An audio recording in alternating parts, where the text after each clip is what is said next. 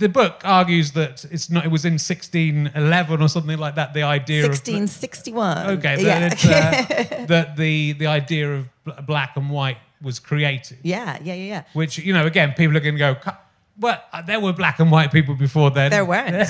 There weren't. That's what I say in the book. I'm just like, in the history of humankind, white people are babies. They've only existed since 1661, but so have black people, you know? So obviously there have always been differences in complexion and hair texture and all of those things that we now understand as race, racialized difference. But the idea that those things had any intrinsic value didn't exist until the invention of the idea of a white race and a black race. Yeah. The concept of a white race as we understand it now was first introduced in the English colony of Barbados in 1661, codified into law through these slave codes.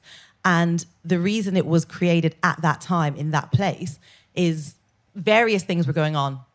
But one of the reasons was to enshrine this notion of superiority in the group who came to be known as white people, to justify the enslavement of the group who came to be known as black people, all of the kidnapped Africans that were in Barbados and in the Americas, whose labor the colonies were becoming increasingly reliant, the economies of the colonies were becoming increasingly reliant on. So to justify that kind of brutal system of exploitation, the idea of a white race that was innately superior and were the natural kind of lords and masters of this black race. And that's when blackness started to be associated with all of these negative characteristics and white people with all of these virtuous and positive ones. It was to justify that system.